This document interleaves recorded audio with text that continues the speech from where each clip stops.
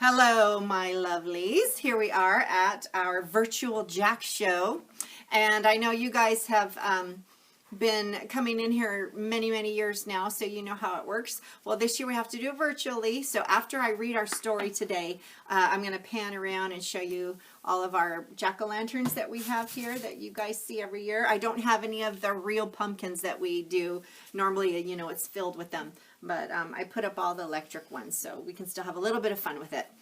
Well, I'm going to read a story that I personally love, and I haven't read this one in a couple years for you guys, so hopefully it's not a repeat for anybody. But if it is, it's okay. It's called The Legend of Sleepy Hollow, and I think you guys might like it. So here we go. The Legend of Sleepy Hollow.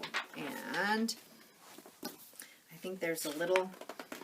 Yeah, here we go. There's pictures on each page, so there's a lot of text. So sometimes I may have to turn the book towards me, but I'll try to hold it up as best I can. But the first page just says, here we go. In a cove on the eastern shore of the Hudson River lies the village of Tarrytown. Some 2 miles away is the little valley among the high hills, which is one of the quietest places in the whole world. A small brook glides through it with just murmur enough to lull one to sleep, and the occasional whistle of a quail or the tapping of a woodpecker. That's perhaps the only sound that breaks the stillness. Well, this hidden glen is known as Sleepy Hollow. A drowsy, dreamy feeling hangs over the place, and some say an old Indian medicine man made magic there long ago. And certainly the place casts a spell over the minds of the people who live there. The entire valley abounds with local tales and haunted spots and twilight superstitions. Here stars shoot and meteors glare more often than any other part of the country, and sleepers are frequently troubled by nightmares. Many ghosts are said to haunt this enchanted region, and the best known of these is the Headless Horseman on horseback. He is reported to be the ghost of a soldier from the Revolutionary War, whose head was carried away by a cannonball in some battle. Frightened travelers often see him hurrying along in the gloom of night on the wings of the wind, and he's known at all the country firesides as the Headless Horseman of Sleepy Hollow.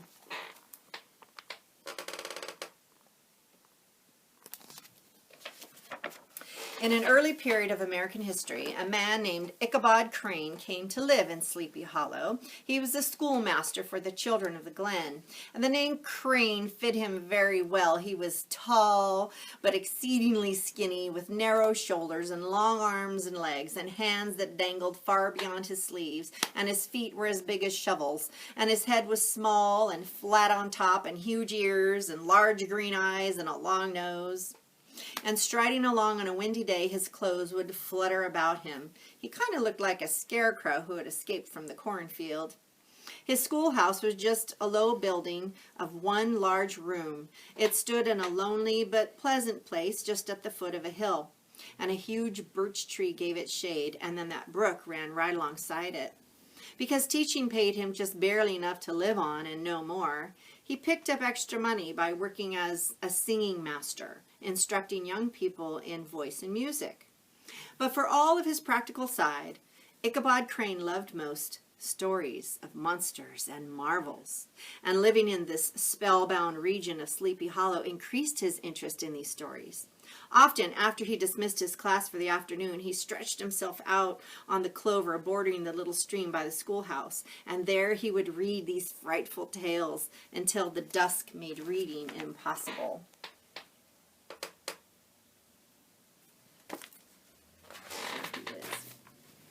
Afterward, as he returned through the woods to the farmhouse where he was staying, every sound would excite his imagination. A whippoorwill, the cry of a tree toad, the hooting of a screech owl. It all made him think of ghosts and spirits. Ichabod also took fearful pleasure in spending long winter evenings with the old country wives as they sat spinning by the fire, while a row of apples roasted along the hearth. He listened eagerly to their tales of the ghosts and the goblins and haunted fields and brooks and bridges and houses, and particularly their tales of the Headless Horseman of Sleepy Hollow. But the very stories that brought him pleasure in these snug rooms with the cozy glow of a fire, they also brought him terror as he walked home. What fearful shapes and shadows he would see in the dim glare of a snowy night.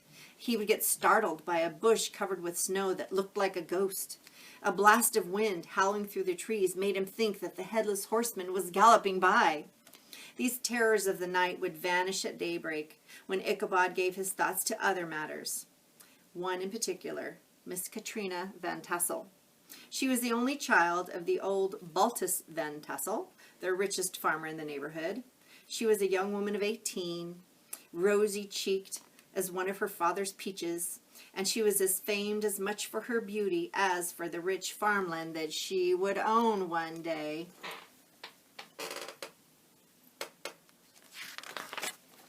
When Ichabod visited Van Tassel's farm to give Katrina her singing lesson, he would often pause and look over the fertile meadows and the rich fields of grain and corn and the orchard burdened with fruit which surrounded the farmhouse. And at such moments he vowed to try even harder to win the affection of the beautiful Katrina. But Katrina had many admirers, and the foremost among them was a burly young man named Bron Van Brunt. Oh, he was handsome in a rough sort of way. He was good-humored, although he was always ready for a good fight. In fact, his strength gave him the nickname Brom Bones, because he had cracked a couple of bones in his day. Well, Ichabod knew that to challenge such a rival would just be madness, so he made extra visits to the farmhouse to instruct Katrina in her singing. He would chat with her father and try to place himself in favor with both. Brom would have preferred just a good clean fight, and he boasted to his gang of Rough Riders, "I'll fold that schoolmaster in half, and I'll tuck him on the shelf in his own schoolhouse." But Ichabod was far too careful to give him the chance, so Brom and his friends began playing tricks, smoking out Ichabod's singing class by stopping up the chimney or breaking into the schoolhouse, turning everything upside down so that Ichabod would go in thinking witches had been up to mischief. They even trained Van Tassel's dog to whine whenever Ichabod gave Katrina a singing lesson, and things like this went on for quite some time. One fine autumn day, while Ichabod was reading to his class, a servant of Van Tassel's knocked on the door. "Yes, my good fellow," said Ichabod. "My master invites you to make merry with him at a quilting frolic this evening." It's so funny how they word things back then. He's inviting him to a party. "Ah," said Ichabod, and he was delighted, sure that this was a sign that he had won favor with the Van Tassels. "Did Miss Katrina send a private message to me by any chance?" "No, sir." "Should she have?" asked the servant. "Oh, never mind," said Ichabod, and he shut the door. Then he hurried through the lessons of the day and dismissed the class an hour early, and then he rushed back to his room to brush his best and his only suit and arrange his hair with a broken mirror.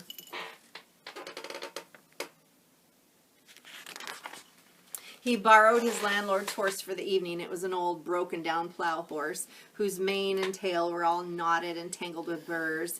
Still, old and sad as he looked, there was some fire left in the animal, which is why he was named Gunpowder.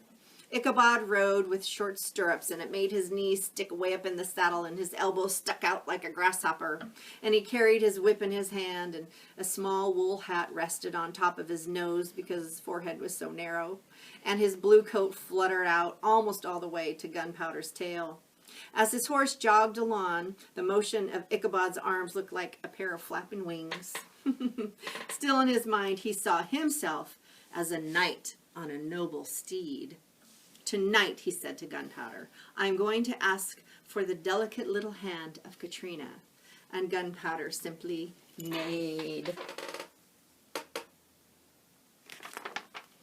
It was early evening. Ichabod arrived at the Van Tassel farmhouse, which was filled with neighbors from far and near.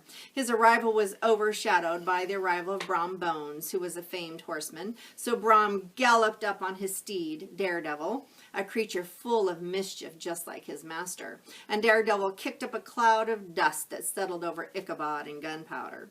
Brushing himself off, Ichabod followed Brom to the door. They were greeted by Baltus Van Tassel, who invited them in.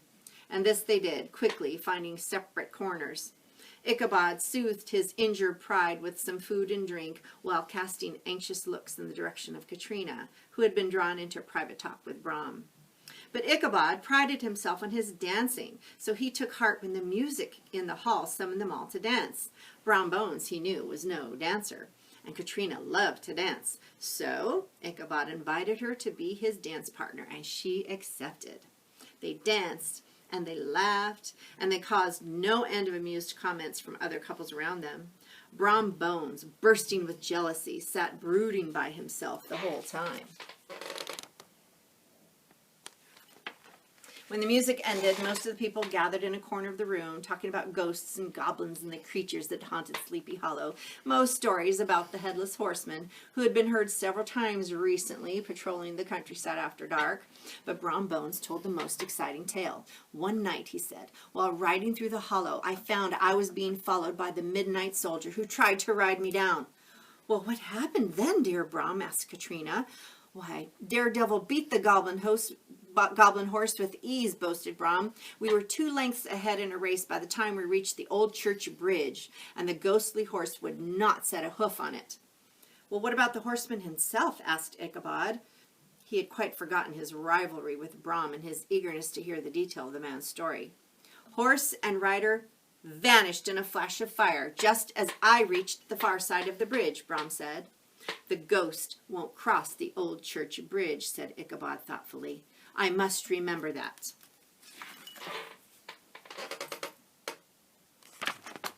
Shortly afterward, the party broke up. Neighbors left on horseback or in wagons, and Brom rode off on Daredevil, but Ichabod lingered to have a talk with Katrina, and when he was able to get her aside from the last few guests, he took her hand and said, Dear, dear Katrina, I must share the feeling I have for you.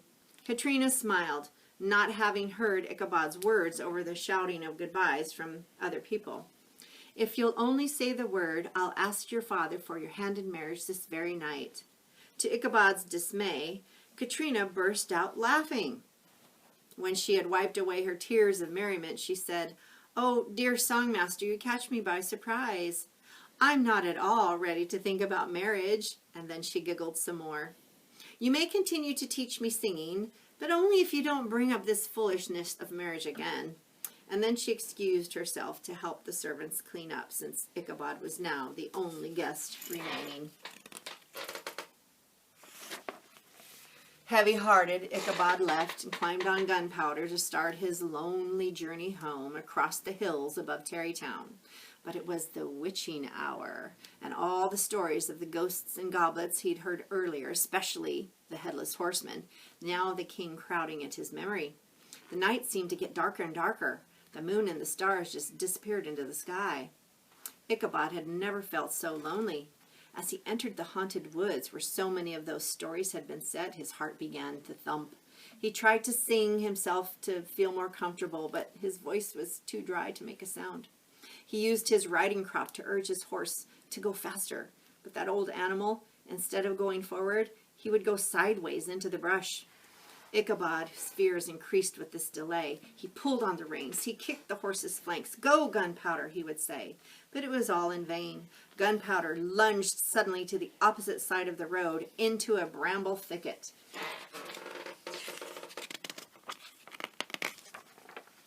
At that moment, the sound of a massive hoof striking a stone caught Ichabod's ear, and in the dark shadows just behind him, Ichabod saw something huge, black, misshapen. It looked like a giant monster ready to spring on him, and the frightened teacher's hair stood on end, but he managed to summon up the courage to say, Who are you? The figure didn't answer. Who are you? But with a bound, the object of his fright moved suddenly closer into a patch of moonlight, and Ichabod saw that he was a horseman of impressive size mounted on a powerful black horse. And he remembered the adventure of Brom Bones, so he urged Gunpowder forward with his crop once again. This time, the horse began to gallop. The midnight stranger, however, followed at equal speed. Ichabod kept prodding Gunpowder on, but the silent figure quickened his own horse's gait to keep up. Fly, Gunpowder, yelled the schoolmaster. He was no longer able to control his fear, and his shout so startled the horse that Gunpowder surged ahead with a clatter of hoofbeats. Behind, their pursuer matched them, his hoofbeats falling like a military march. When they galloped over the hilltop, Ichabod looked back, and as he did, the figure behind was framed against the sky. Horror-struck, Ichabod saw that the gigantic figure was headless. His terror reached beyond all bounds when he saw that the head was carried before the rider on his saddle. And in the moonlight, to Ichabod's mind, the ghastly pale head looked like a swollen orange and leering jack-o'-lantern. Ichabod rained a desperate shower of kicks and blows upon Gunpowder, and away they ran. Sparks flashed at every bound. Ichabod's coat fluttered in the air as he stretched his long body over the horse's head to escape the ghost.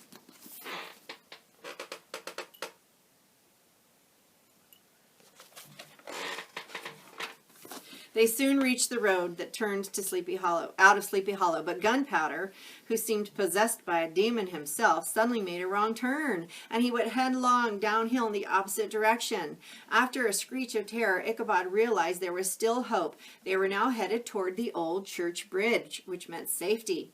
His steed's panic had kept Ichabod just a hair's length ahead of their pursuer, but as they galloped into the shadow of the trees again, he could feel the saddle give way, slipping from under him. He tried to hold it in place, but finally, all he could do to save himself was clasping old Gunpowder around the neck, and the saddle fell to the ground. A moment later, he could hear it being trampled under hoof by the dark horseman. Ichabod, sometimes slipping to one side or the other, or jolted painfully on the horse's backbone, he just hung on for dear life. And then an opening in the trees showed the church bridge and the chapel beyond. "That's where Brom Bones escaped the ghost," he cried. "If I can only cross that bridge, I'll be safe." He heard the black steed panting and snorting close behind them. He even thought he could feel its hot breath blowing on his neck. Ichabod gave one final kick. Old Gunpowder sprang onto the bridge, thundered over the planks, and got to the far side. Only then did Ichabod look behind, expecting to see his pursuers vanish in a flash of fire. But instead, he saw the headless horseman seated in his saddle, hurling his head at Ichabod. As bright as the moon, as orange as a pumpkin, as swift as a shooting star, that awful thing sailed across the brook straight toward the schoolmaster. Ichabod tried to duck, but too late. It smacked right into his own head with a tremendous crash. He fell backward into the dust. Gunpowder bolted in one direction. The black steed and its rider vanished in the opposite direction like a whirlwind.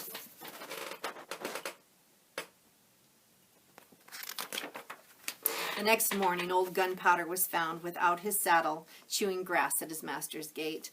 And later the children assembled for class at the schoolhouse, but the schoolmaster never showed. On the road leading to the old church bridge, people found the missing saddle trampled in the dirt. The tracks of the horse's hooves were deeply gouged into the road, suggesting furious speed, and these tracks were traced back to the bridge. And just beyond, on the bank of the brook below the chapel, well, that's where searchers found Ichabod's hat, and close beside it, a shattered pumpkin. The stream was searched, but no trace of the schoolmaster was ever found. This mysterious event caused much talk in Tarrytown for a long time. An old farmer who visited New York several years later reported that Ichabod Crane was still alive and had left the valley, partly through fear of the ghost, but partly because of Katrina's rejection.